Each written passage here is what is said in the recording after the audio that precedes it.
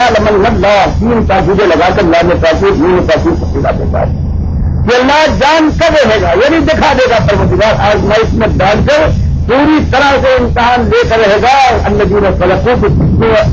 زبان سے سچ بات نکالی تھی کہ مالک میرا اکیلا ہے اب میں کسی خدائی کو ماننے پر تیار نہیں سب کے ماتوں پر ٹھوکر مالک یہی دیکھے گا کہ جب اس کا دھکا لگے گا اور پھر کون ہے جو جم کر برداشت کرتا ہے گر جاتا ہے لیکن یہ نہیں ارادے سے نہیں سر اس کا الگ ہو جائے گردن سے لیکن سر جھکائے گا نہیں بدن شل ہو جائے یہ اور بات ہے لیکن وہ خود اپنی ہوش و آواز میں باطل کے ہاتھ میں ہاتھ نہیں ڈالے گا اس کے سامنے سب نہیں جھکائے گا ہم یہ جان کے رہیں گے اور ولیال مندن کاجرین اور ان جھوٹے دروغ باطل کو بڑے بڑے دعوے کریں گے کہ ہمارا ایسا ایمان ہے ہمارا یہ معاملہ ہے ہم تو رسول کے مان کے اوپر جان قربان کر دیں گے ہم تو اللہ کے اصلی بندے ہیں ہم توحیدی لوگ ہیں ہماری چوٹ پڑے گی اور اس کے بعد جم کر کھڑے ہو جاؤ جب زخم اٹھاؤ اور اس کے بعد شیوانہ وار چاہتے تب تو معلوم ہوا کہ ہاں تم ورنہ تم نموانے لگو بکری کی طرح سے اور میمری کی طرح سے حرکتیں کرنے کے بعد دبک جاؤ یا پیچھے بھاگ جاؤ فرمایا یہ بھی ہم دکھا دیں گے ہم خود جان لیں گے دنیا کو دکھا دیں گے پروتساہ یہ ہے دعویٰ کرتا تھا اور آج اس کا یہ حال ہے اللہ کا فائدہ ہے پروردگار کا فائدہ ہر ایک کے ساتھ میں پورا ہوگا یہ بات ہے اس کی بات اس لیے یہ چاہیے اللہ نے اس کو نہیں چھوڑا ہے اور اس کو دکھا کر رہا ہے یہ جھوٹا کر یہ سکتا ہے آپ کے ساتھ یہی مسئلہ اگر صحیح معنی میں پروردگار نے اس بات کی تصدیق کی ہے کہ کلمہ اپنے صحیح نفذ سے نکلا ہے اور خالص نگاہ اگر وہی ہے کہ جو صحابہ کرام نے جس انداز سے اس کو اپنی زبان سے نکالا تھا اس کی حد سے اس کی انتہا اور پاکیزگی اور باریکی کو تو آپ اور کیا کوئی کیا پہنچے گا لیکن اگر انداز وہی ہے اس سے کچھ مناسبت ہے تو اس کے بعد اللہ اسی لحاظ سے آزمائش میں ڈالے گا ہر طرح کی آزمائش میں مالک اللہ جو ایسے لوگ ہوتے ہیں تو ان سے آزمائشوں میں ہر قسم کی آزمائشیں ہوتی ہے اور وہ صابرین ہے استرائی و جرائی و ہیمن باس یہ ہر جگہ ایک ہی انداز سے جو یہ باتیں کہتا ہے تو ہم اس کو تین اندازوں سے ہم اس کی آزمائش کرتے ہیں کہ دنیا کو اس کے اوپر پہاڑ آتے ہیں اور پھر سزا بھی ہوتا ہے کبھی اس کے بعد اس کو خوشی اور خوشحالی بھی ہو جاتی ہے تو ہم دیکھتے ہیں کہ ایسا تو نہیں ہے کہ اسی کا طلبگار تھا یہ مل گئی اور بس اس نے سمجھ لیا کہ ہم کو حاصل ہو گیا سب کچھ اپنے مقصد کو پا گئے اور پھر ٹھہر کو نہیں جاتا ہے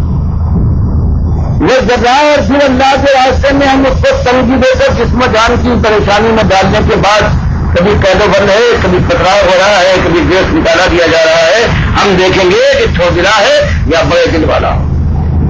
اور یہاں تک اگر جہاں رہا تو پھر ہم آخری اس کی آزمائش کریں گے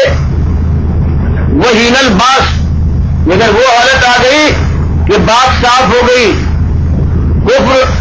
اور اسلام کے دو الگ لشکر بن کر میدان قتال میں ٹکرا گئے سیاہی سے مل گئی اور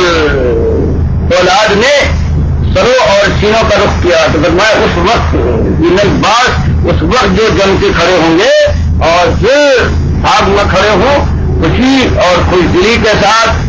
موت کو آواز دے اس کی آنکھوں میں آنکھیں ڈال کر مسکرائیں ان کو ہم کہتے ہیں یہ سب کا معاملہ ہے یہاں تک جائے گا معاملہ اگر اللہ نے کسی کے لیے مقرر کر دیا ہے اور اس وقت ہم دم لینے کا موقع نہیں ہے جب تک کہ باطل کو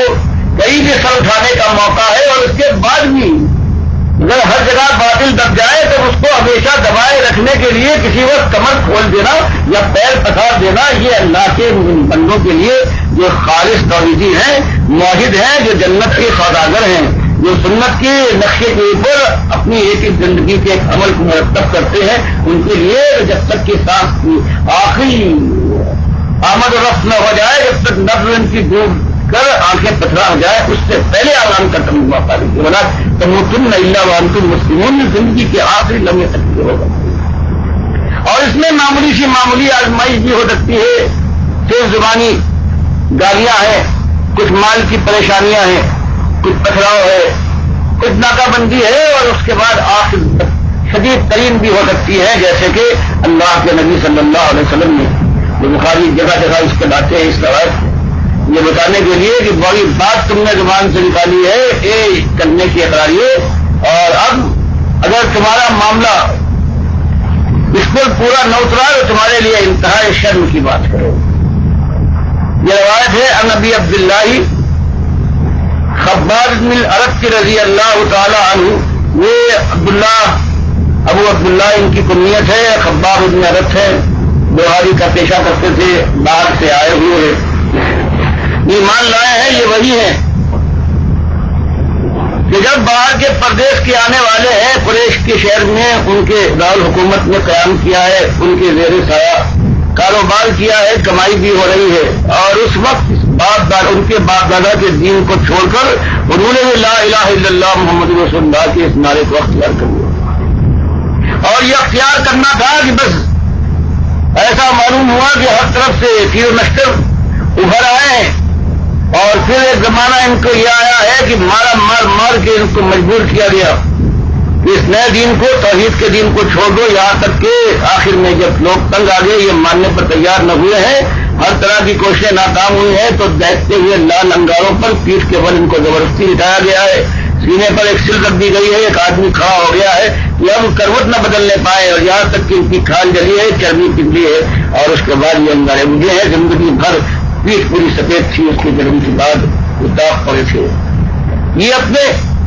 حالات کا تو ذکر نہیں کرتے تھے، اشارہ کرتے ہیں کہ شکونا الی رسول اللہ صلی اللہ علیہ وسلم وہو متوسد بردۃ لہ فی ظل الکعبہ، کہتے ایمان لائے ہم مکے میں، ہم نے اس کو مانا، لوگوں تک معلوم ہوا، اپنے ساتھیوں لوگوں سے کہا کہ اللہ ایک ہے، اور ہم اس طرح سے اللہ کے رسول صلی اللہ علیہ وسلم کے ساتھیوں میں ہیں، بات پھیلی ہے، اور اس کے بعد پھر ہم پر بیت گئی، اور اب میں اکیلا نہیں تھا، بہت سے میرے ساتھی وہی بلا کشان محبت تھے جو مکے میں ہر طرح ستائے، کوئی کٹی ہوئی ریت پر لٹایا جا رہا تھا، کسی کو پتھر مار مار کر اس کے زخمی کر دیا، کسی کو کھینچا جاتا رسیاں باندھ کر، فرمایا کسی کو